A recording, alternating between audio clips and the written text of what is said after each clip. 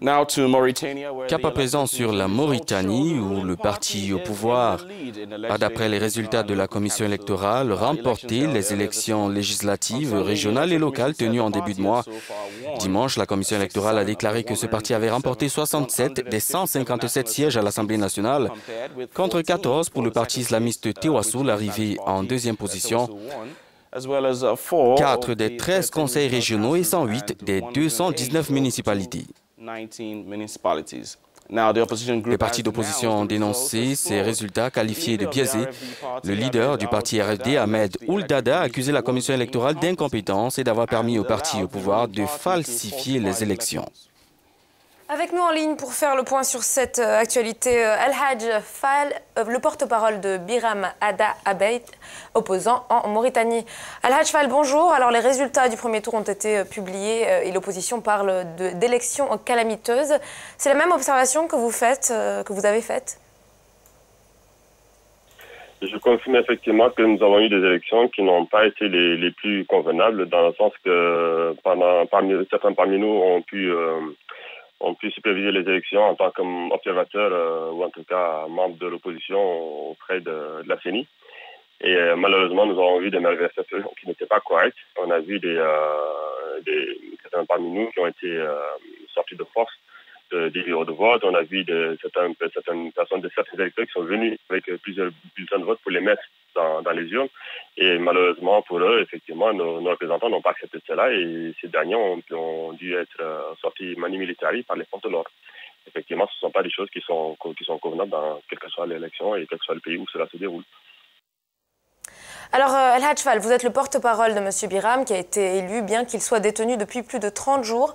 Quelle a été la clé de ce succès à votre avis? Je pense même que nous n'avons pas obtenu le résultat qu'on aurait pu si jamais il n'était pas en prison. Et c'est là l'objectif du système en place, de le mettre en prison, c'était pour éviter qu'il ait une défaite cuisante pendant ces élections. Donc la seule solution qu'ils avaient, c'était de le mettre en prison. Et malgré cela, nous avons quand même eu la possibilité avec nos cadres de pouvoir superviser les élections, malgré tous les moyens qui nous ont été empêchés d'avoir et d'utiliser. Malgré que certains de nos candidats n'ont pas figuré, malheureusement, que sur la liste électorale, sachant qu'ils sont candidats. Mais malgré tout ça, nous avons quand même réussi à mobiliser la société mauritanienne pour aller dans le sens que nous voulions. C'est-à-dire que Biram Adda Abeid est sorti tête de liste nationale et on espère aussi d'autres résultats positifs pour nous. Alors, votre candidat a été interpellé à la suite d'une plainte pour calomnie, injure et incitation à la haine. Aujourd'hui, concrètement, où en est cette affaire ? Malheureusement, et c'est ce que nous avons dénoncé depuis un certain temps, c'est qu'il n'y a rien qui a été fait dans les règles de l'art, ne serait-ce qu'en termes de justice, ne serait-ce que vis-à-vis d'un justiciable lambda.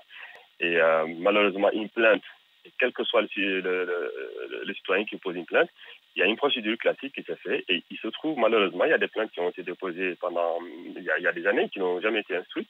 Et la plainte du journaliste, malheureusement, elle a été instruite sous peu de temps, en moins de mois. On estime effectivement que ce n'est pas une procédure classique qu'on fait vraiment quoi.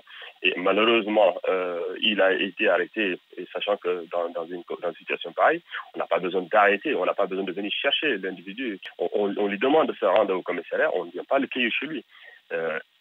Et lorsqu'il a été arrêté et maintenu en prison pendant quasiment un mois, même un mois jusqu'à maintenant, le juge d'instruction qui avait été nommé par le parquet auparavant a voulu instruire son dossier quasiment le début de la semaine suivante sur son incarcération. Et le ministère public a dit que le cas de Biram Adda Abeid n'est pas un cas spécifique et que dans ce cas, il n'y a pas d'urgence en fait à le traiter. Une dernière question, Monsieur Fall, pour revenir au scrutin. Ils étaient considérés comme des scrutins tests en prélude à la présidentielle de l'année prochaine. Quels sont les manquements qu'il vous semble nécessaire de régler puisque vous dénoncez une mascarade électorale? Alors, nous demandons tout simplement à ce que la CENI fasse son travail convenablement. Nous demandons à ce que lorsqu'elle voit des irrégularités, qu'elle les dénonce. Elle a eu à le faire dans certains bureaux de vote, notamment celui de la France, où moi-même j'étais représentant. Des choses qui n'étaient pas justes, ils l'ont dénoncé. Mais on évite à ce que la CENI fasse son travail raisonnablement. C'est-à-dire qu'il y a des choses que l'État, malheureusement, ou en tout cas le régime en place fait, aux yeux de tous, et de l'opposition et de la CENI, le fait de faire sortir des représentants de l'opposition des bureaux de vote, ce n'est juste pas quelque chose de logique. Ce n'est pas entendable. Ce n'est pas normal dans un pays normal. Le fait aussi de reporter les résultats des élections, tous les bureaux de vote ont pu être comptés quasi le lendemain. Qu'on nous donne les résultats suffisamment à temps. Qu'on laisse les gens faire campagne et qu'on évite à ce que l'État, ou en tout cas le régime en place, n'utilise pas les moyens de l'État pour faire sa propre campagne. Merci pour votre réaction sur notre antenne, El Hadj Fall. El Hadj Fall, porte-parole de Biram Da Abeid, opposant mauritanien, qui s'exprimait donc depuis Paris en France.